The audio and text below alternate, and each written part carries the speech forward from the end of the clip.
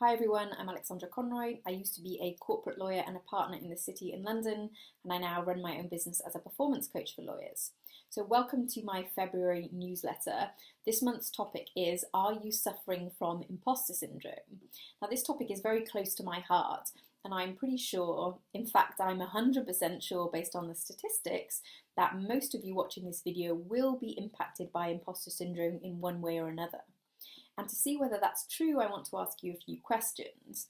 So the first one is, do you feel in your work or in another area of your life that you are somehow a fraud or a fake, and that at some point people are going to realize that you've been tricking them into believing that you deserve your success or your achievements? That's number one. Number two, do you find it difficult to take compliments? So in a work context, if someone compliments you from a good quality piece of work, then you might say something like, oh, well, so-and-so did most of the work, or it was a team effort, or something along those lines. That's number two. Number three, do you put down your achievements in life to just working really hard, or to luck, or to some kind of other external factor outside of your control? Now, if the answer to any of those questions is yes, then you have what psychologists call imposter syndrome. And it actually is something that impacts 70 to 75% of the population, and in particular, it's pervasive in high achievers. Now, if the first thought that went through your mind when I said that was, oh, well, I'm not really a high achiever, I just worked really hard through law school and I was really lucky to get this training contract. If you thought that, then you are definitely suffering from imposter syndrome. As I said at the top, this is something that is close to my heart because it's something that I unknowingly was suffering from throughout most of my life. When I was a kid, when I was a teenager, I used to play the violin. And looking back, I was a pretty good player. I went through all the grades, I did grade 8, I won competitions, I played in county orchestras in prominent positions. But throughout that whole time, I was convinced that somehow someone was going to figure out that I'd been faking it the whole time and I wasn't as good as everyone else, and I'd somehow been tricking people into believing that I could play the violin. And so when I won competitions or passed exams, I would put it down to just working harder than everyone else, or to the examiner somehow being tricked into believing that I was better than I was. And never once did it really cross my mind that there was an element of my talent involved. And that's a pretty funny story when I think about it now, but the issue is that mentality followed me when I stepped into the workplace. So as a junior lawyer, well, first off, I was convinced that I pulled a fast one on the firm and I didn't really belong there as compared to everyone else. So there was that. But also, for the first few years of my career, I placed my value on being able to work harder than everyone else. And that kind of morphed into a form of perfectionism and a form of workaholism.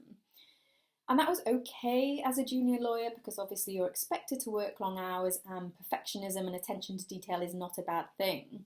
And so that was fine, but it really started to hold me back when I moved into a mid-level associate position, because my perfectionism morphed into an inability or an unwillingness to delegate work to other people, because of course they wouldn't do it in the perfect way that I wanted it to be done.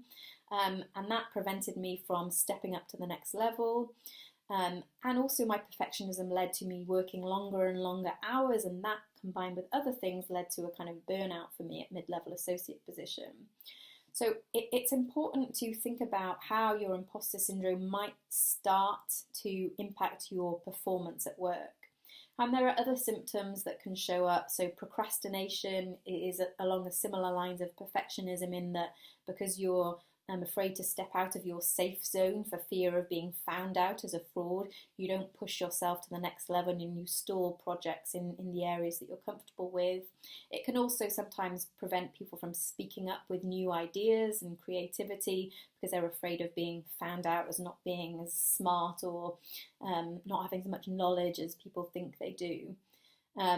It can also show up more seriously in terms of anxiety, workaholism beyond what's expected, and more serious things. So it's important, to realize that whilst it may not be manifesting itself right now as a junior, it can turn into more serious things which may, at a minimum, impact your performance at work. So it's important to be aware of it. And the issue with imposter syndrome is that no one really talks about it because of the fear of being found out to be a fraud. So what we don't realise is that it is completely normal, and most of your colleagues and fellow trainees will feel exactly the same way. So the main thing is really to be aware that it's normal and it's okay. That there isn't really a sort of magic bullet or cure for imposter syndrome. If you have it, then you'll probably have it in some form for the rest of your life. The most important thing is to start to notice how it's impacting your behaviour at work. So notice if it's manifesting itself as perfectionism, procrastination, fear of asking for feedback because you're going to be found out that you're not as good as you should be, or anything more serious. If you start noticing that, then you can realise that those behaviours are being driven by these stories that you're telling yourself in your brain rather than by reality. And you can then start to shift those behaviours. And when you're thinking about how to kind of tip the balance in favour of reality, then it's useful to remind yourself about the evidence behind your competence. That there's a reason that you are where you are today, and it's not for pure luck. So what are your strengths? What are your qualities? Remind yourself of those. Another good tip in general in building confidence is to start to teach and mentor other people. And you will absolutely have the opportunity to do that as a trainee. You may be working with paralegals, people in the year below you, whilst trainees stepping into the seat behind you. So I would encourage you to take those opportunities to teach people about the department, what you've learned, pass on your knowledge, and in that way you will emphasise in your mind your own competence and knowledge. That's a good tip. And the other thing in particular as a trainee is to build in an expectation that you are going to have multiple mistakes and what you might class as failures. That's expected as a trainee because that's the only way you're going to learn and develop. And in fact, if you're feeling very safe in your zone, then you're probably not pushing yourself as much as you should be. The lawyers who really become successful are the ones who are not afraid to make mistakes, grow, step up to the next level, ask for feedback, take on roles that are, the roles of their supervisors or the next step up. So if you really want to perform well and not limit your growth, then you need to not be afraid of making mistakes. Some mistakes are good, and a dose of humility is also not a bad thing. So those are a few tips. If you want some different perspectives on imposter syndrome or some additional tips, there are quite a few useful ones out there. I've included a podcast and a video on my newsletter which has some useful information, but also if you just type imposter syndrome into Google, there's loads of great resources out there, and you'll come across loads of famous authors, movie stars, executives who have all gone through this throughout their career. So again, that helps to normalise it.